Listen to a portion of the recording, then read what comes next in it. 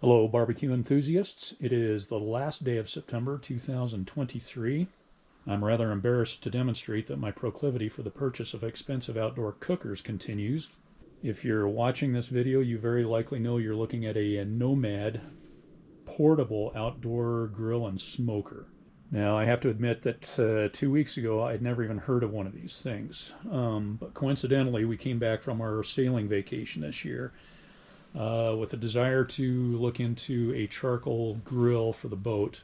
As we've begun doing longer vacations on the boat, I started to miss being able to do cooks like I do at home, low and slow steaks, lamb chops, that sort of thing, with a reverse sear on them. Difficult to do with the grill that we have on the boat. It's a little propane Magma, specifically made for marine use. It's fine for burgers and brats, that sort of thing. But this winter's project was to kind of look for a charcoal grill that I might be able to do some offset type stuff. And lo and behold, this popped up as an advertisement a couple of weeks ago. I kind of looked it over repeatedly, talked myself in and out of buying it at least a dozen times. One of the main inhibitors, I guess, of pulling the trigger on this right away is it is supremely expensive. However, it did seem to check quite a number of boxes for something that I was looking for. Obviously, the portability aspect, and also the ability to have hot and cold zones to be able to smoke indirectly, and then, of course, typical grill type stuff, burgers, brats, that sort of thing, direct heat over the charcoal. Although alluded to in its portability, one thing that kind of surprises me is that it really hasn't been featured or highlighted as a marine grill. There are a lot of features on this that I think lend itself to that very well, at least in my opinion.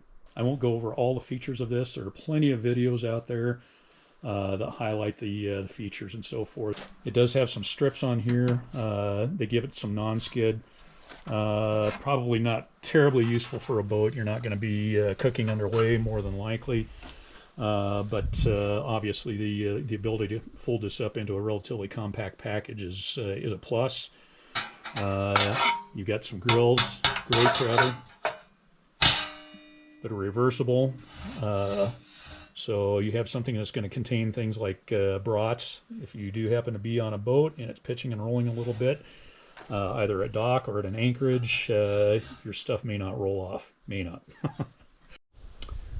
The construction, of course, you got the stainless steel grates, you got heavy cast aluminum firebox here, and then anodized aluminum shells. So again, I think probably fairly well suited for the marine environment, especially the freshwater environment we're going to be in on the Great Lakes. So using something like this on a boat does carry some problems with it. We've had a number of Magma grills on our boats over the years, both propane and charcoal, the rectangular and the kettle type. I prefer cooking on the charcoal ones. They just impart a better flavor to the food, but of course you have to carry all the additional stuff, bag of charcoal, chimney, etc., so on and so forth on the boat. It takes up a lot of space, whereas the propane grill utilizes the propane bottles already on the boat to fire up the range in the galley. So, this is going to bring with it some other issues. I've got to either put a table on the afterdeck. We do at least have a larger afterdeck on the on our boat, or I may fashion some sort of a rail-mounted table this winter to set it on while it's in use. And then comes on the problem on the boat, of course, after you're done disposing of the charcoal and all that kind of thing. So not insurmountable disadvantages, but something worth considering. So again, one of the nice features for the boat is this is going to fold up fairly tight. Oops. Going to fold up fairly compactly and should contain most of the charcoal and ash and that sort of thing if it's not completely emptied.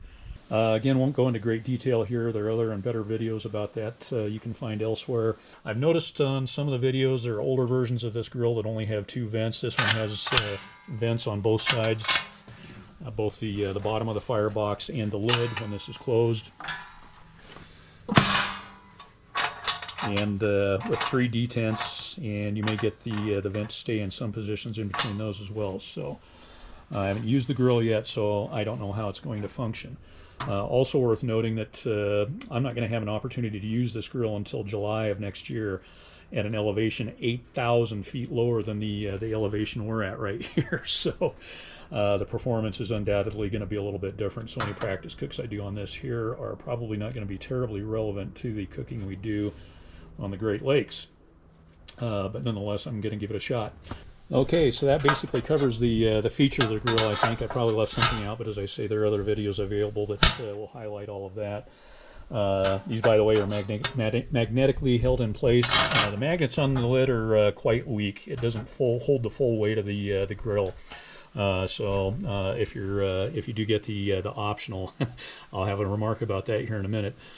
Great. You'll probably want to set that down on here, and you do need to put these invert each of them so that they'll both fit in there when you close it up. So my first impression of this, when I first saw it, it kind of reminded me of something from the Sharper Image store in malls that you used to see. Yeah, I'm that old. Very kind of eye-catching, overpriced gadgets that in the end were worthless. And I'm not saying that that's what this is, but that's really what it reminded me of. Of course, anything designed to do more than one thing doesn't do anything very well typically. So, and then on top of it, the very basic thing I think is about $695. So you're $700 just basically for what you see here. The grill with one grate. If you want to buy if you want to be able to use the grill to its full potential, you've got to buy a second optional grate. I think they're about $130, somewhere in that range. And in my opinion, on a cooker this expensive, that is bad form, otherwise known as bullshit. It's kind of like buying a new car and getting charged extra for the passenger seat. So, yeah. To further demonstrate my stupidity, they have 3 bundles available. The lowest bundle that gives you a little bit of a discount on some of the accessories. The lowest bundle does not include the second grate. I think it had some tools, and then the next bundle up includes the grate, the tools, and then I think a box of charcoal and in a box of these starter things. And again, you get those at a bit of a discount. And then the next one up, you get all that basically, but it doubles the number of starters and the proprietary charcoal that they send you. So obviously, I went ahead and went for the big bundle, feeling pretty stupid for having spent that kind of money, but I figured I'm getting the proprietary charcoal. I don't expect it to wow me, but if it does, I got a little more of the proprietary charcoal at a discount and with free shipping. So then on top of it, it came with a ball cap. I never buy the cap, the t-shirt, or learn the secret handshake. So the first person who wants a hat bad enough to put their address in the comments below, I will send you that hat. As soon as I've acknowledged your comment with your address, you can delete your address. That, by the way, is the hat. Yeah, I get the irony. Even though I never buy the hat, I did technically, but it just kind of came with the deal. And these, by the way, are the tools you get with it. So they seem to be a reasonably good quality, nothing extraordinary, I would say. They do have a bottle opener in the handle, so I guess this kit alone is, I think, about $140 if you just buy it, not in a package. So, and of course I think they even call these tumbleweeds on their website. So I don't know if Royal Oak makes those for them. This is the stuff I bought at the big box store. It's been a while since I got these. I've purchased a number of different kinds of fire starters over the years. I think these are about 10 or 12 bucks for 16, and I think it's well over 20 for 20 of these. So in general, yeah, the whole kit and caboodle is, I'm tempted to say overpriced. I guess we'll see how it all works. It is later the same day, just getting ready to put the steaks on. Got about a half a chimney of charcoal fired up and put in the grill, getting things stabilized. Shooting for about 225, and we're pretty darn close right there. I've got this vent over here halfway open, closed here. The charcoal is on this side. I wanted to see, by the way, how hot this gets. As you can see, I can hold my hand on that. It's not very hot. This is the end the charcoal is in. And on the other side,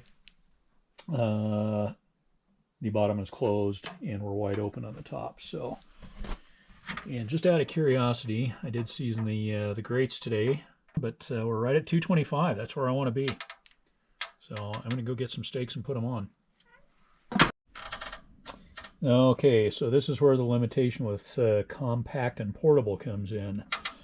I got a couple of porterhouses, T-bones if you prefer, and I was kind of hoping I'd be able to get these on side by side so the bones would be closest to the charcoal.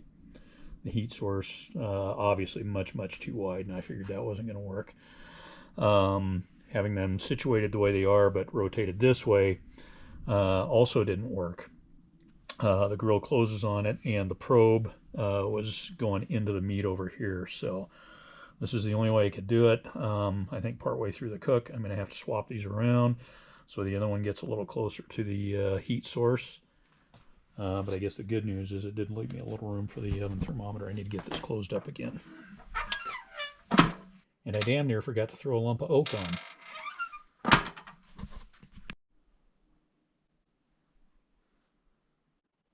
Sun is down, charcoal's hot, the grill is not. Yeah, I'm afraid we have a little bit of a fail here. So the steaks went on about a half an hour ago. As soon as they went on, I opened up the vent down here full because I knew it was going to cool the thing down a little bit, and it never recovered. It has just kind of hovered around 200 for a while. Temperature continues to drop, even though I keep blowing on the coals through the vents over here, and yeah, it's just not warming back up again. So we're going to do it the old-fashioned way. I'm going to pour the hot coals over here into the grill, and we're just going to sear it. So where we normally would have left this in the smoker till we get up to about 112, 115 internal temperature, and then poured some hot coals in there and done a sear on it. In a few minutes we'd have been done. Disappointing. Not necessarily the grill's fault. We're at an elevation here of 8,500 feet. Even the Weber and the PK360 do not develop high temperatures for very long. When the charcoal is fresh out of the chimney, I can get it hot, but it is just a continuous decline. So hopefully closer to sea level, we'll get a little better performance out of it. I did just use plain old Kingsford tonight. I wanted to see how regular charcoal would do. I don't want to buy the $36 a box stuff, proprietary stuff. And anyway, again, maybe a fail at this elevation may work okay down close to sea level. We'll see. So got the gasser fired up over here as a backup. It is coming along, but not as hot as I would like.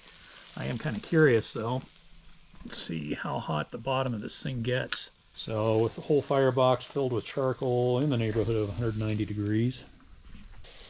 So this is it. The internal temperature is there. We're at medium rare. Michelle's grabbing the pan real quick, and we're going to pull these off. So yeah, it never did really get very hot, even with the fresh chimney of charcoal in there. So